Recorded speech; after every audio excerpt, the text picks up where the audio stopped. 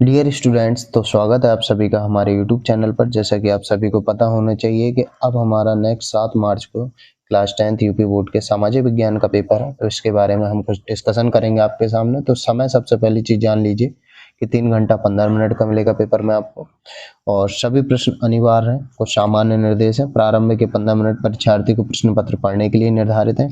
यह प्रश्न पत्र 2 खंडों आ और बा में विभाजित है।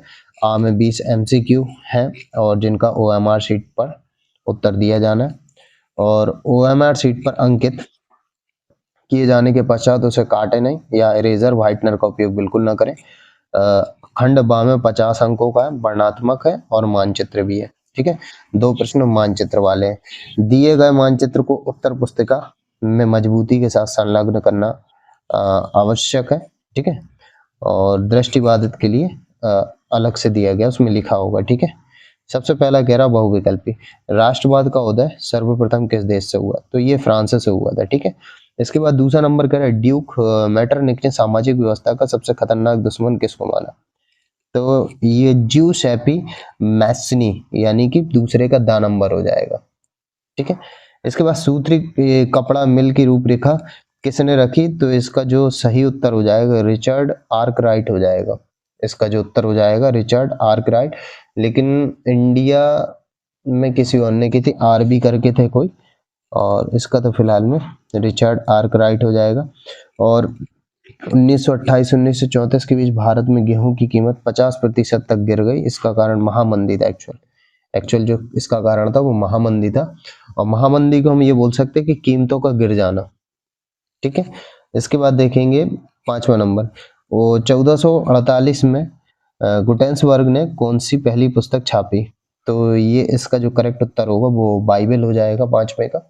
इसके बाद 6वें नंबर में बेल्जियम में सामुदायिक सरकार का चुनाव कौन करता है? तो सभी एक ही भाषा, एक विशेष भाषा बोलने वालों ही करते हैं।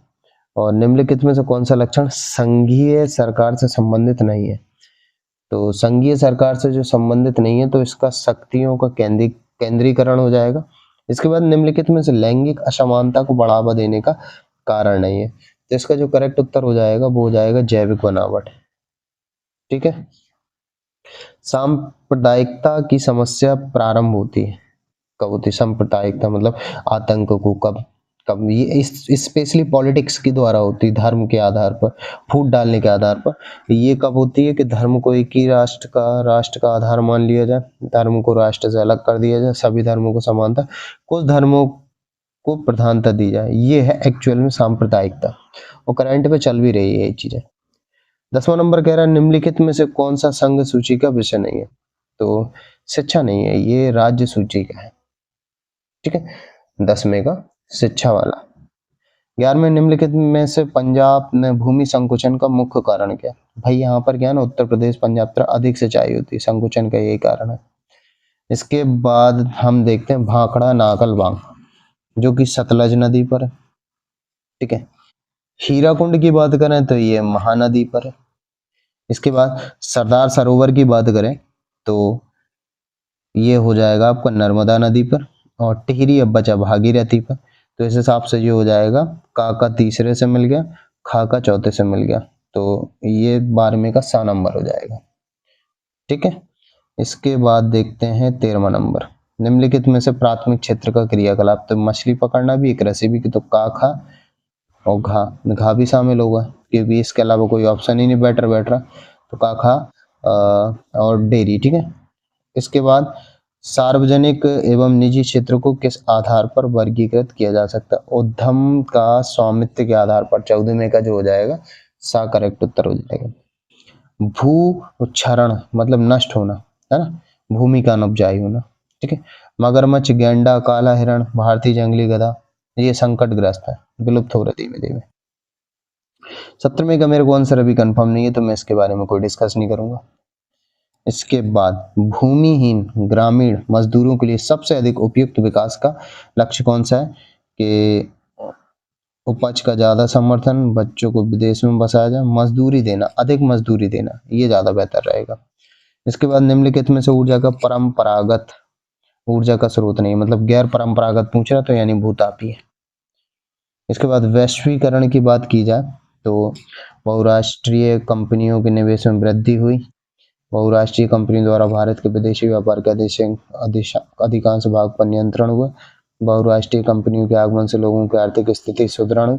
उपरोक्त तो सभी हो जाएगा। इसके बाद आपका ये प्रश्न कहा गया लगभग 80 शब्दों में। लगभग 80 शब्दों का मतलब समझ रहे हैं, लगभग एक पेज में। पहला कह रहा प्रथम विश्व युद्ध के पश्चात होने वाली महामंदी के 2 कारण। बिल्कुल बना के लिख सकते हैं हेडिंग डाल के, कम से कम एक पेज में। अथवा करके 1928-1934 के मध्य होने वाली महामंदी के अर्थव्यवस्थाओं पर पड़ने वाले 2 प्रभावों की व्याख्या। ठीक है, समझ रहे, 2 पेज, एक पेज लगभग। ठीक है, इसके बाद सत्ता की साझेदारी लोकतंत्र की आत्मा, इस कथन की पुष्टि करनी है। ठीक है, ये भी वही है 4 नंबर का। और तीसरा, आर्थिक विकास के लिए ऊर्जा एक आधारभूत आवश्यक है। और अथवा करके परिवहन संचार साधन। भाई ये एकदम बना के लिखे जाते हैं, हेडिंग डाल के अपने शब्दों में लिखिए। बहुराष्ट्रीय कंपनियां, अच्छे बाजार की किन्हीं। इसके बाद 150 शब्दों का।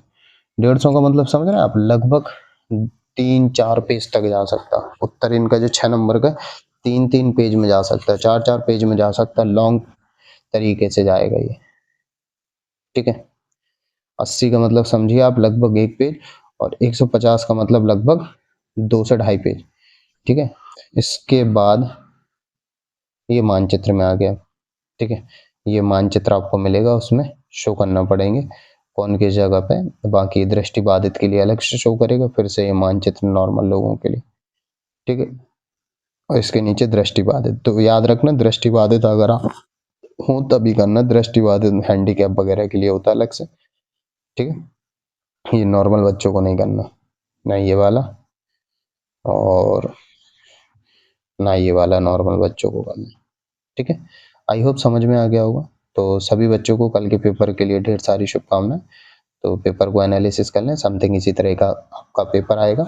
और चैनल को जरूर सब्सक्राइब कर लेना। बच्चों बाय बाय, टेक केयर।